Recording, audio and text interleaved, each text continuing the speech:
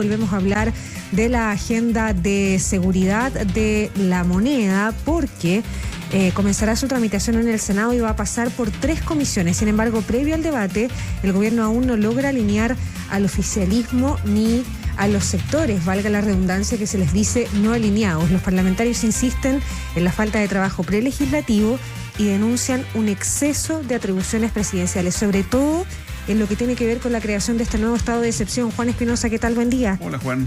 ¿Qué tal? Buenos días. Sí, confuso inicio ha tenido la reforma del gobierno, no solo por cómo fue variando el texto desde los borradores que fueron filtrados a la prensa hasta el texto final, sino por el camino que efectivamente va a tener desde ayer en el Congreso, en este primer trámite. Ayer se tomó mucho tiempo la sesión de sala del Senado en resolver que para el trámite en general va a ser la Comisión de Constitución y para el trámite en particular va a ser Constitución, Seguridad y Defensa. Solo esto en el primer trámite en la Cámara Alta. Recordemos que la reforma incorpora expresamente la seguridad pública como un deber del Estado, establece nuevas medidas para personas condenadas por delitos de crimen organizado y terrorismo, crea también registro de organizaciones criminales, amplía las causales para declarar estado de excepción cuando exista una amenaza grave o una afectación grave de la seguridad pública y además contempla regímenes penitenciarios especiales para los condenados por este tipo de delitos. Y precisamente una de esas disposiciones ha generado un debate particularmente curioso, no solo en el oficialismo, no solo en la oposición, sino también en el mismo gobierno. Desde hace varios días que viene esta tensión, ¿no?, entre el Ministerio de Salud y el Ministerio de Seguridad respecto de la pérdida de derechos, que es algo que viene planteando esta reforma, que las personas condenadas por los delitos vinculados al crimen organizado y al terrorismo puedan quedar inhabilitadas para acceder a determinadas prestaciones financiadas con recursos públicos durante su condena y por un plazo de 15 años posterior finalmente al cumplimiento de esta. Lo que pasa es que el texto menciona expresamente que hay materias como salud, educación, trabajo y seguridad social, donde entrarían estas inhabilidades, pero deja también amarrado el hecho de que sea una futura ley la que defina de estos 4 derechos cuáles van a ser finalmente, dónde van a entrar estas inhabilidades. Eso genera el hecho de que en este momento la ministra de Salud diga no se van a tocar derechos como el derecho a la salud. Sin embargo, la realidad es que efectivamente en esta ley no lo deja explícito, pero como va a ser una ley posterior, tampoco es que el gobierno pueda garantizar que no se va a tocar ese derecho. Vamos a escuchar al ministro de Seguridad, Martín Arrau, y también vamos a escuchar a la ministra de Seguridad de Salud, May Chomalí, ayer en el Congreso Nacional. Cada uno podrá tener su opinión, es muy válida. Yo firmé ese proyecto, yo creo que es lo que el país necesita, pero claramente hay que ponderar para lograr que esto sea aprobado. Esto es política, habrá que hacer lo que sea necesario. Nosotros somos bien pragmáticos, tan pragmáticos somos que no dependemos de un solo proyecto de ley, son cerca de 30. Esto ya fue conversado con el ministro Arrau, presidente. Hubo cambios en la redacción, lo que me deja tranquila. No van a perder el derecho a salud general, podrían perder algunos beneficios, que es muy distinto al derecho a la salud.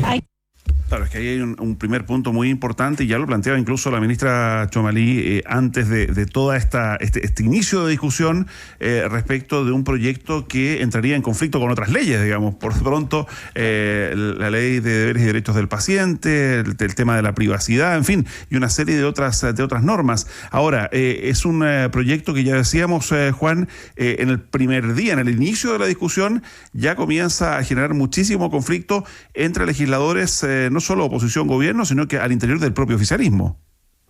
Exacto, y el concepto es que, claro, en el primer día oficial, porque recordamos que como se viene hablando y estas filtraciones, es que desde antes de que esto se presentara ha sido un tema de debate, por la forma, por la prolijidad del texto, incluso por ciertas discusiones donde, por ejemplo, la UDI dijo que estaba en contra de algunas cosas y finalmente ha cambiado de opinión porque se ha dicho que el borrador final tiene cambios incorporados por la UDI.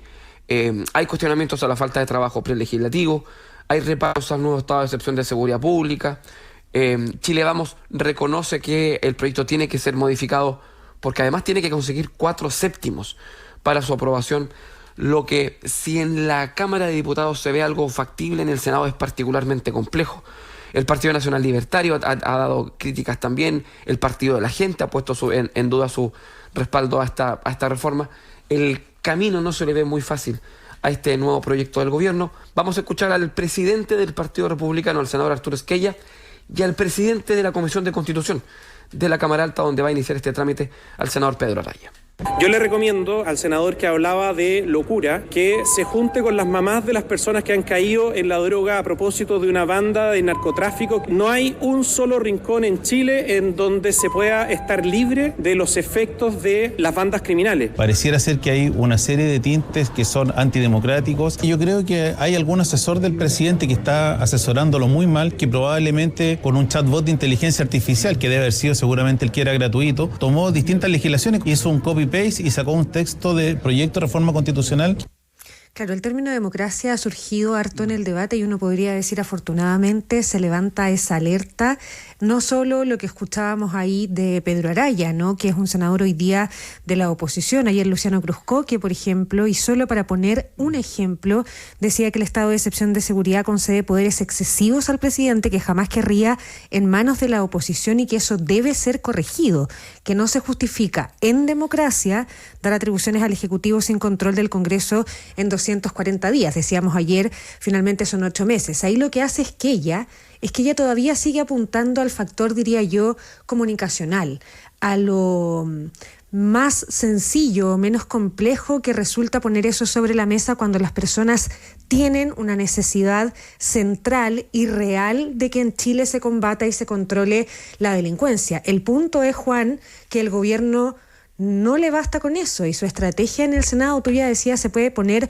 muy cuesta arriba, no solo por el oficialismo, sino porque necesita 29 respaldos y tiene este quórum de 4/7. Y hoy día, con el descuelgue, por ejemplo, de Calisto, de Miguel Ángel Calisto o de Matías Walker, ni siquiera le permitirían al gobierno tener los 26 que tiene de base el oficialismo en la Cámara Alta, sino que partiría con 24. Por lo tanto, ahí hay una estrategia que debe ser afinada por el gobierno sin lugar a ninguna duda. El que entra de lleno en este debate es el expresidente de la República, Gabriel Boric, también.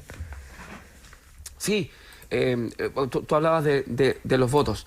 Para un gobierno al que le ha costado particularmente el factor inicial, que es tener a alguien que cuente cuántos diputados, cuántos senadores están en los pupitres, el hecho de ya no solo asegurar que estén, sino alinearlos, va a ser una situación particularmente compleja, sobre todo si el gobierno dice vamos a hacer todo lo que sea necesario para que esto sea ley.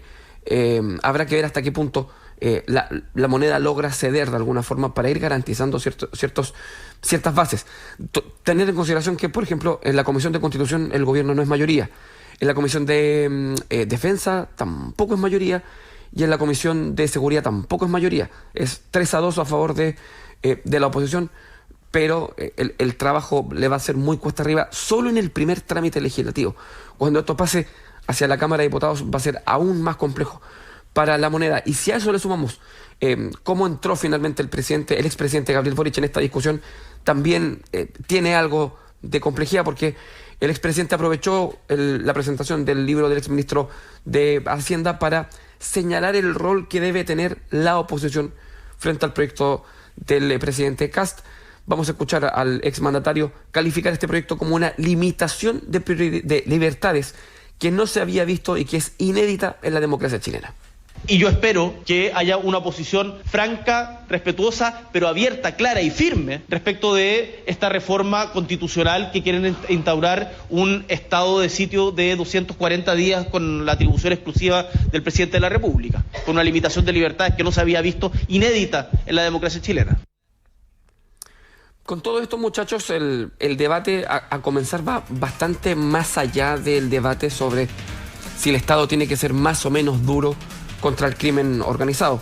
el legislativo tiene la tarea de resolver si las herramientas actuales, que la legislación anterior, o sea, hace menos de un año, hace 9, 10 meses atrás, fueron muchos los proyectos que se despacharon en materia de seguridad, son suficientes o si efectivamente se hace necesario modificar la Constitución desde el artículo 1 en adelante para crear nuevas facultades excepcionales. Y en ese segundo escenario también la pregunta es hasta dónde puede o hasta dónde quiere llegar el Estado o hasta dónde debe llegar el Estado para recuperar la seguridad sin sobrepasar los límites que la propia Constitución establece para proteger los derechos de las personas, aquella Constitución que en 2 ocasiones se trató de modificar y aquella Constitución que en 2 ocasiones la misma ciudadanía, el mismo electorado resolvió rechazar porque finalmente los cambios que se propusieron se pasaban varios pueblos. Habrá que ver hasta qué punto finalmente el gobierno logra acotarse a lo que está finalmente delimitado como la cancha donde se juega hoy día la vida política de nuestro país. Tal cual. Juan Espinosa, gracias por todo. Buen día. Buenos días. Buen día. 7:40.